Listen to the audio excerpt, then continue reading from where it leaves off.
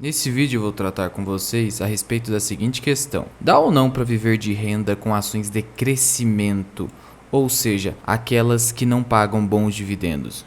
Então vamos ao vídeo. Salve, salve investidores! Como é que vocês estão? Sempre lembrando que antes de continuar, você clica no botãozinho vermelho de inscrever-se para ajudar esse canal, tá bom? E veja só, essa aqui é uma dúvida muito comum, principalmente daqueles que não querem, com pouco dinheiro, já comprar boas pagadoras de dividendos. Será que essas pessoas têm chance de viver de renda algum dia? E um primeiro ponto que eu gostaria de destacar aqui para vocês é que a grande verdade é que não existe de forma intrínseca uma empresa que é pagadora de dividendo e outra que não é. Por que eu digo de forma intrínseca? Isso ocorre porque nenhuma empresa, quando nasce, é classificada como pagadora de dividendo ou não. A verdade é que as empresas têm os seus estágios de crescimento. Então, no geral, claro que isso aqui é uma simplificação da realidade, mas no geral temos o quê? Empresas maduras e empresas não maduras, ou seja, empresas que estão crescendo. Nas empresas maduras, como elas não têm muito espaço de crescimento, já atingiram um market share relevante, o que elas irão fazer com o caixa que elas geram? Vão distribuir aos acionistas. Ao menos é isso que ocorre de forma corriqueira aqui no Brasil,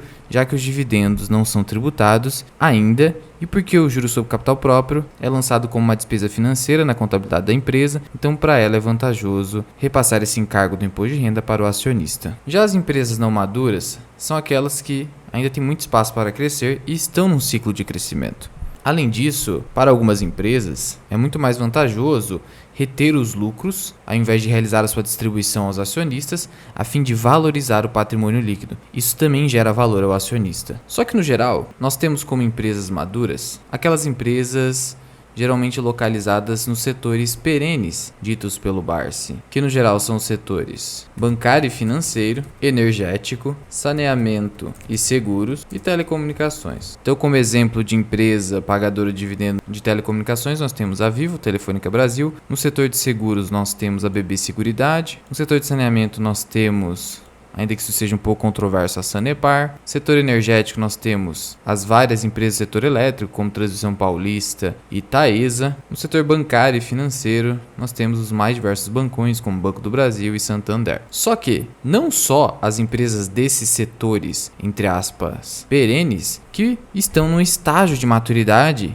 que as faça pagar bons dividendos, ou que no mínimo que elas tenham um payout elevado, ainda que a sua cotação seja também elevada, fazendo com que seu dividend yield fique baixo. Como assim? É o caso de Ambev. Ela não tem um dividend yield tão elevado assim, porque a sua cotação é elevada em relação ao valor do seu patrimônio líquido, o seu PL é elevado. Então, muito embora ela seja já uma empresa muito madura, com pouco espaço para crescer e por isso tem um payout elevado, pague bons dividendos, seu dividend yield não é elevado. Portanto, cuidado, muito embora o dividend yield da Ambev seja relativamente baixo para as pagadoras de dividendos, ela é sim uma pagadora de dividendos, porque ela não retém muito dos seus lucros para a sua expansão ou para a valorização do patrimônio líquido. Então, para você classificar uma empresa como pagadora de dividendo, não importa tanto o setor no qual ela está inserido, mas o seu estágio de crescimento, o seu estágio de maturidade. Por isso a gente poderia colocar a Ambev aqui. Mas é claro que não seria inteligente colocar a Ambev numa carteira de dividendos, porque ela tem um dividend yield baixo, de tal modo que você não consegue ter uma grande rentabilidade com dividendos em Ambev. E aí você não consegue inseri-la numa carteira previdenciária, a não ser que você carregue a empresa por um longo período,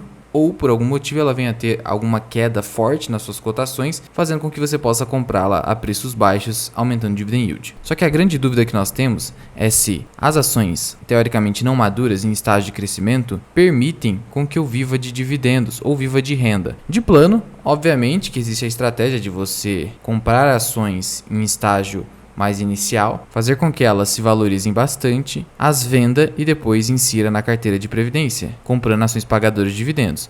É isso, por exemplo, que o Barsi faz ao dividir a carteira dele entre carteira de oportunidades e carteira de dividendos. Mas não é este o foco do nosso vídeo. É se de fato dá para viver de renda com as próprias ações de crescimento. E vamos pegar aqui o caso de WEG, que é uma empresa que paga um dividendo baixo, mas saiba que o payout médio da WEG é de 50%. Atualmente está aqui em 30%. Então ela não paga tão poucos dividendos assim, mas ainda assim não pode ser considerada até por esse dividendo baixo e porque é uma companhia ainda em crescimento que consegue crescer aí os seus lucros 20% ao ano na média dos últimos 5 anos. Muito bem, a WEG como uma empresa de crescimento, o que ela acaba fazendo com os lucros? parte vai para os acionistas, que hoje seriam esses 30%, e os outros 70% para reinvestimento no negócio, e ela pode inclusive simplesmente inserir esse valor na reserva de lucros aqui do balanço patrimonial. Ao fazer isso, ela vai acabar fazendo com que o patrimônio líquido da empresa cresça, e o patrimônio líquido é o valor devido para os acionistas. Veja aqui que a própria empresa coloca acionistas controladores e acionistas não controladores. Isso aqui é dos acionistas. Então, se isso aqui acaba se valorizando, a cotação se valoriza também, porque o valor patrimonial, o valor contábil aumentou. Há mais dinheiro inserido na companhia. E só para você ter uma ideia, Warren Buffett nunca distribuiu dividendos através da Berkshire Hathaway, porque ele prefere a valorização do patrimônio líquido, fazendo com que a ação se multiplique de uma forma mais acelerada que ações pagadoras de dividendos. E entenda que não há como evitar a maior valorização potencial das não pagadoras por um motivo muito simples. Nas não pagadoras, o patrimônio líquido se valoriza, logo há um poder de multiplicação superior nas cotações. E aqui no caso das empresas maduras que têm um payout elevado, essas empresas, além de não conseguir crescer bastante, elas distribuem tanto dinheiro para os acionistas que não há como o patrimônio líquido delas se valorizar. Então, a consequência lógica, você precisa fazer essa opção seguindo a sua estratégia de investimentos. Outra empresa de crescimento que nós temos é a Cosan. Olha o dividendo baixo. Poderíamos colocar numa carteira aí de crescimento também a Sinqia, dividendo quase zero. Vulcabras também não paga nada. E a Suzano, que embora esteja com dividend yield aqui de 6%, historicamente ela não paga nada. Paga muito pouco. Até por isso que a valorização da Suzano foi bem maior que a Klabin, por exemplo. R$1.000 há 10 anos se tornaram quase R$8.000, 676%. Então aí suponhamos então que nós temos uma carteira de VEG, Cosan, Sinqia, Vulcabras, Suzano. Empresas aí classificadas mais como de crescimento. E como nós poderíamos viver de renda com essas empresas? Uma primeira forma seria se aproveitar dos dividendos lá no futuro, bem lá no futuro. Deixa eu exemplificar com vocês no caso de VEG. Se a gente pegar aqui o simulador histórico da plataforma GF+, o que nós vamos ter aqui com o VEG? Se nós simularmos aqui então o investimento desde janeiro de 2010 até o presente mês, nós teríamos o quê? Que você hoje receberia R$30.000 de proventos no ano de 2022. Esses proventos teriam crescido ao longo do tempo. Veja que os proventos de VEG crescem bastante. Só para você ter uma ideia, entre o ano de 2021 e o ano de 2022, você quase dobrou os proventos recebidos. Então, com R$30.000, sendo que eu coloquei apenas R$100.000 lá no começo, isso significa que eu estaria com um dividend yield de hoje de 30% em relação ao preço de aquisição. Esse aqui é o poder do dividend yield on cost. O dividend yield não importa muito. O que importa é o dividend yield em relação ao preço que eu paguei pelo ativo. Como eu carreguei o ativo desde 2010, ao longo de 13 anos, hoje você teria, mesmo com payout de apenas 30% em VEG, um dividend yield bem elevado de 30%. Então essa aqui é uma forma de você viver de renda com empresas de crescimento. Por quê? O preço que você paga hoje, daqui 10, 15, 20 anos, vai lhe proporcionar um dividend yield bem elevado, 30, 40 até 50%. Até porque, vale lembrar o seguinte, esses estágios aqui de empresas maduras, empresas não maduras, empresas pagadoras de dividendos, empresas de crescimento, não são estágios estáticos. Pode acontecer das empresas pagadoras de dividendos passarem a enxergar algum ciclo de crescimento. É o caso, por exemplo, que está acontecendo com a Transição Paulista, com a S Brasil. E as empresas de crescimento, talvez elas cheguem num estágio que não encontrem mais nenhum crescimento e aí elas passem a se tornar pagadoras. Então você imagina só aqui de novo o nosso exemplo de VEG.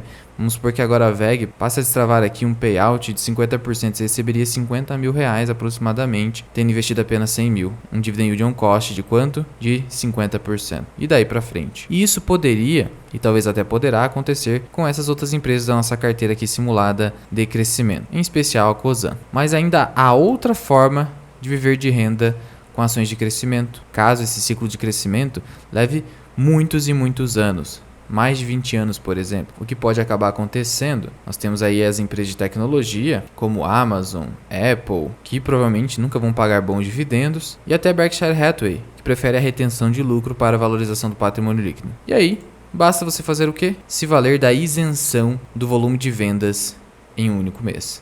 Atualmente essa isenção é de R$20.000. Então se eu vender ações, só ações, não é válido isso aqui para BDRs, para estoques é válido até R$35.000, mas se eu vender Até 20 mil reais num único mês, eu não pago imposto de renda, não interessa o lucro que eu tive nessa operação. E esse valor é um valor de 2015. Em algum momento, os políticos precisarão atualizar isso aqui, porque em algum momento vai haver uma pressão muito grande pelo aumento dessa faixa de isenção. Mas então o que você faria na prática? Você venderia mês a mês uma parte do seu patrimônio acumulado com ações de crescimento que se valorizam mais, ao menos essa é a tendência em relação aos pagadores de dividendos, e iria vivendo de renda dessa forma. E você vai me dizer, mas daí eu estaria reduzindo o meu patrimônio. Mas isso acaba acontecendo, por exemplo, quando você investe numa previdência privada e acaba querendo converter aquele patrimônio acumulado em renda. O seu patrimônio vai sendo diminuído conforme você vai vivendo de renda. E vamos pegar aqui de novo o caso de VEG no nosso simulador. Com 100 mil reais, eu acumulei quanto aqui? 1.600.000 reais. Praticamente nenhuma ação você teria acumulado um patrimônio tão grande. Então, se você fosse vendendo 20 mil reais por mês aqui, no caso de VEG, que continuaria se valorizando e pagando algum dividendo, então você ainda ia usufruir daquele dividendo